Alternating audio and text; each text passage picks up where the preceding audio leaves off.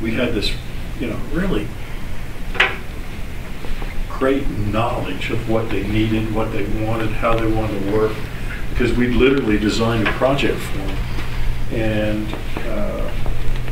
And now all the rules had changed. Rather than being in an existing building with tight column spacings and things like that, now we were on a new site with a new building, and we could tailor that building to exactly what their needs were. So the first thing we did, well, because we had all this knowledge about what they were doing, what they wanted. How many of us were there? Five of us. Five of us kind of sequestered ourselves in our large conference room on the 12th floor and spent the day in a charrette coming up with ideas about what this building needed to be as a new building. And that's what these little models are here, the little bitty models.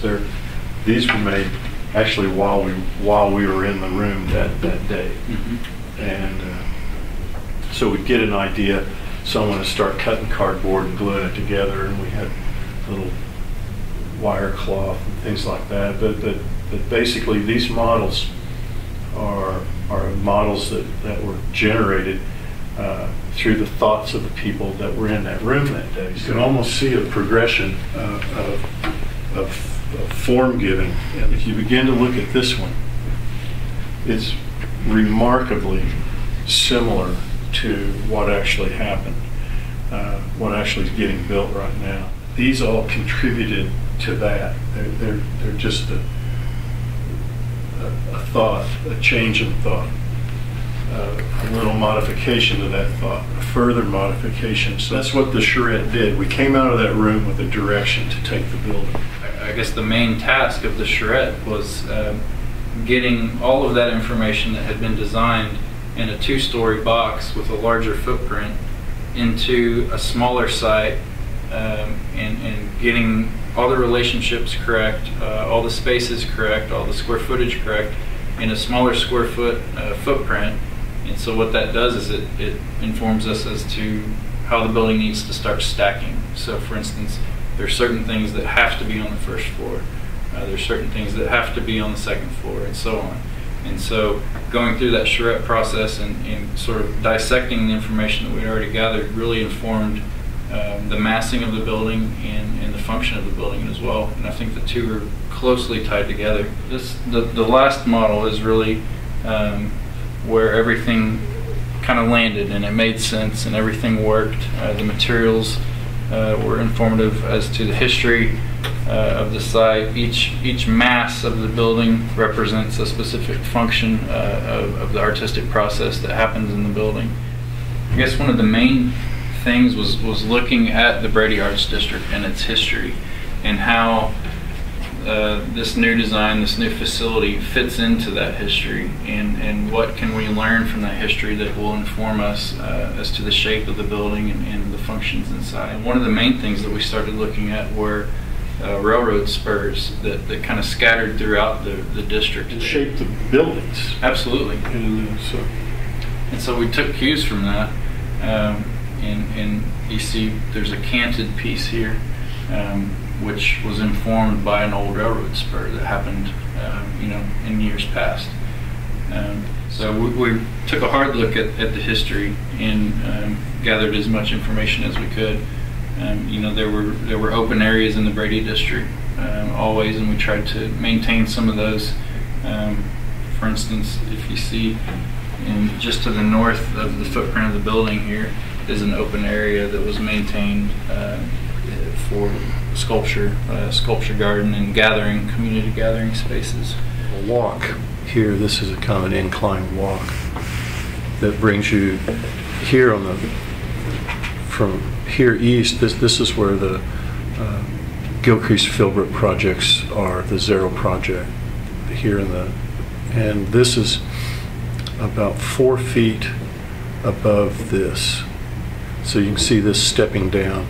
So we built like a large-scale amphitheater kind of space, so that people can sit here and talk, have lunch, look at the sculpture garden, or just look at the people. And then this walkway is an incline walk that brings you down to Boston. And so there's sculpture placement opportunities all through this space, plus just people opportunities. At the first floor, this is a glass wall, a glass wall, and a glass wall, and all these walls open up.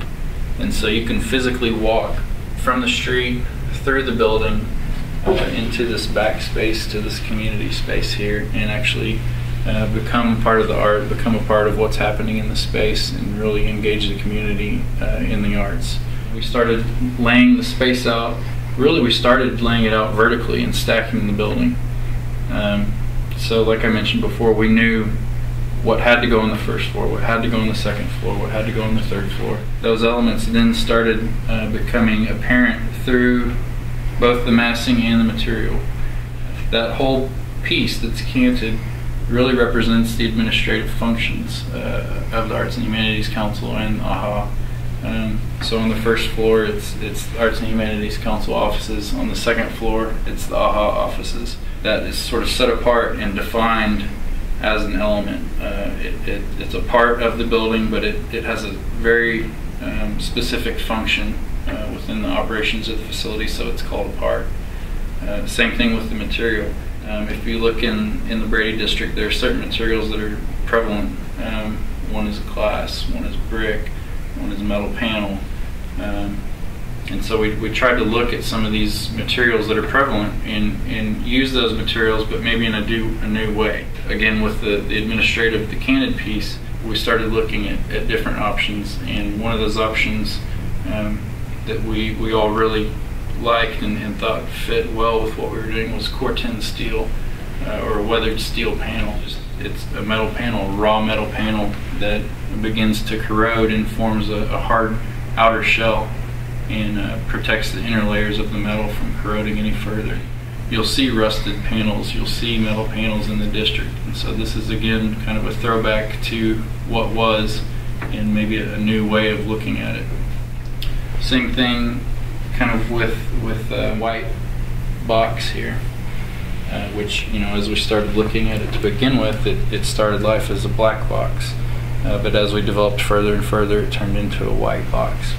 And so what that represents is really the heart of the programs for the Arts and Humanities Council.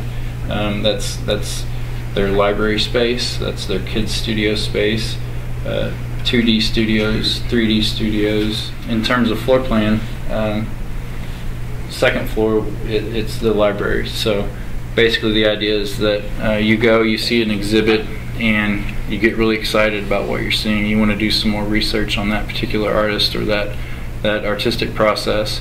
So you go into the library and you conduct that research and hopefully share it with the community at large. Directly adjacent to that is the kids studio. So basically that's the kids version of the library. So you can go into that specific room, and it overlooks the gallery, so you're still very much a part of what's happening in the gallery and whatever's being displayed at that moment, but it's directly adjacent. So the kids do the same thing. They get excited about what they're seeing, and they actually take more of a hands-on approach, so they can actually start to create art in that same fashion. Up on the third floor, this is the third floor plan, and then indicated here is really where the studio spaces happen. That's 2D studio, 3D studio, 4D studio, their computer lab, dark rooms. It's really the heart and soul of where the art actually happens. Directly adjacent to that is basically it's a combination outdoor studio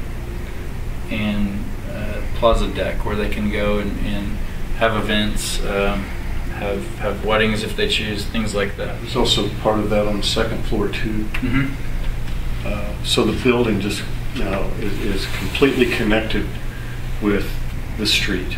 Like Brett said originally, where the building can literally be opened up and you go all the way through from Archer all the way to the sculpture gallery and back out again. Say if there's a festival going on in the Brady Arts District, this place can completely open up or if it's a beautiful spring day or something like that. And as you go up through the building, the gallery itself is a terrific space, because here's the ground floor gallery with these street studios that were in the first project too. And as you go up, there's more gallery, plus this ceiling over this part of the gallery is 30 feet tall.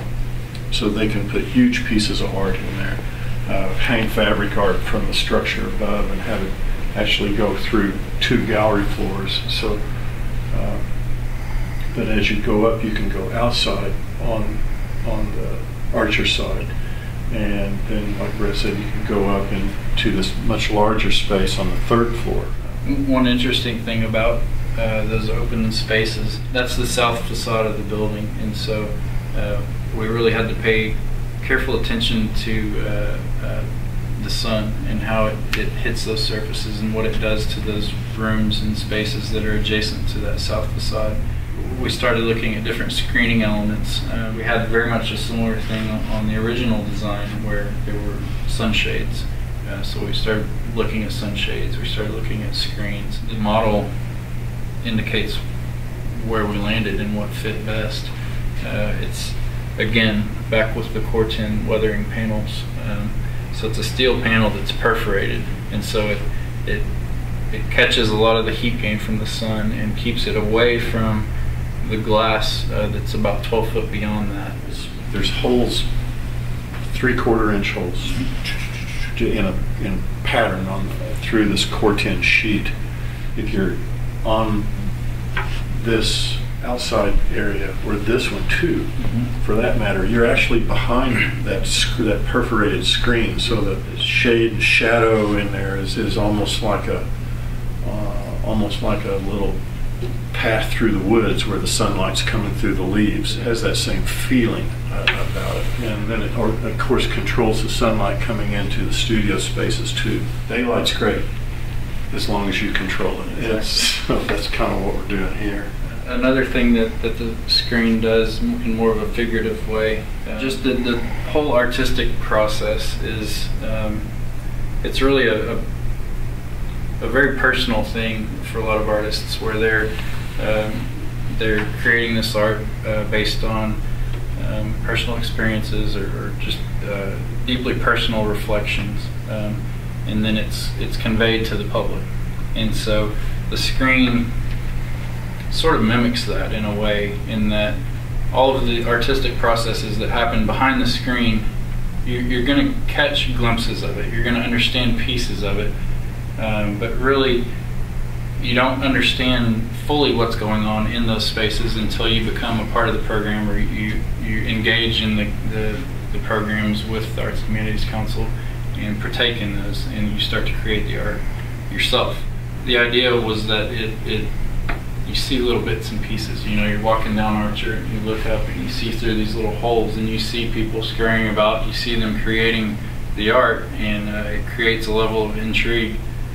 You go in, you see what it's all about, and then you become part of the goings on and what's happening in the space. It's interesting because this building, it speaks about the arts and humanities personality, as well as the personality of the Brady Arts District. This building fits, and at the same time, you know, functionally inside it works. It has all these tremendous studio spaces and all these interesting relationships that we've just been touching on. I think the ability to have something that serves artists for generations, I think we've created that. At the same time, this is a building that will, I think, last the ages. It's sustainable in that regard. 40 years from now, when the Arts and Humanities Council has some art form that we can't even imagine right now, this building can respond to that. It's flexible enough to do that.